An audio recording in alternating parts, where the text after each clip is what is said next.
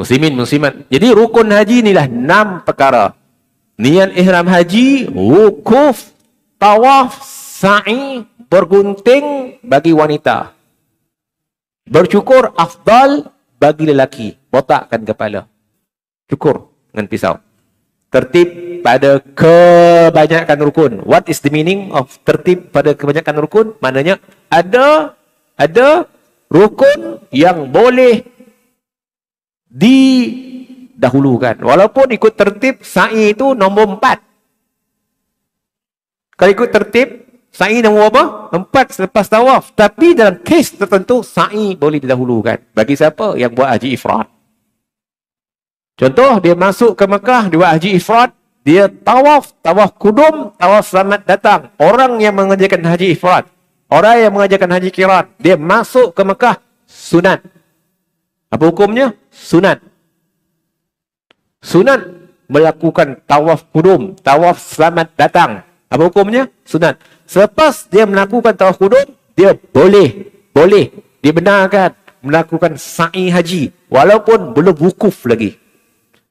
Dia buat haji ifrad, dia masuk ke Mekah, dia sampai 3 Zulhijjah. Wukuf 9 Zulhijjah. 3 Zulhijjah, tabung haji bawa. Ustaz tabung haji bawa. Dia pergi tawaf. Sekali dengan jemaah haji tamattu'. Orang yang haji tamattu', tawaf dia tawaf umrah. Dia ni haji ifrad. Tawaf dia tawaf kudum. Orang yang haji tamattu', tawaf dia selepas tawaf, dia boleh buat sa'i umrah. Orang yang buat haji ifrad, selepas tawaf dia boleh sa'i. Sekali buat haji tamattu', sa'i haji. Boleh faham? Cuma orang yang buat haji tamattu', lepas sa'i dia boleh bergunting. Orang yang buat haji ifrad, lepas sa'i, kekal. Jangan bergunting. Awak dalam ihram haji. Sebab awak masuk tadi niat haji. Boleh. Jadi, orang yang buat haji ifrad, dia boleh lompat. Tawaf haji belum buat lagi ni. Tawaf haji masuknya bila separuh malam 10 Hijjah nanti. Dah selesai wukuf. Wukuf pun belum lagi ni. Tapi dia boleh melompat, skip. Tawaf haji belum buat, tapi dia buat sa'i haji.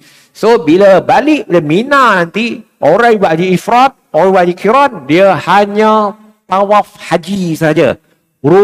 Sa'i haji, dia dah buat. Orang Melayu kata, sa'i simpan.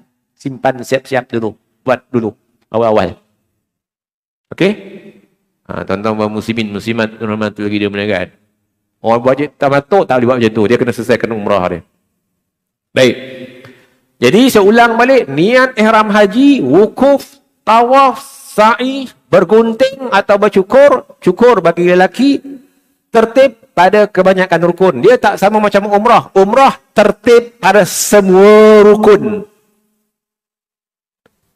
Apa beza umrah dengan haji? Haji tertib pada kebanyakan rukun. Ada rukun-rukun yang boleh kita, yang dahulu boleh dikemudiankan, yang kemudian boleh dahulukan. Tapi umrah, rukun dia tertib pada semua rukun.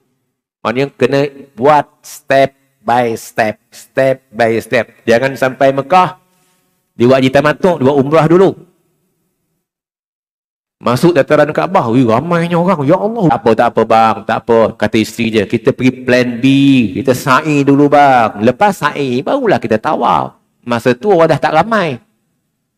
Boleh ke macam tu? Tak boleh. Dia mesti mula whatever dengan tawaf. Selesai tawaf, baru boleh buat sa'i. Itu umrah. Haji tak macam tu. Haji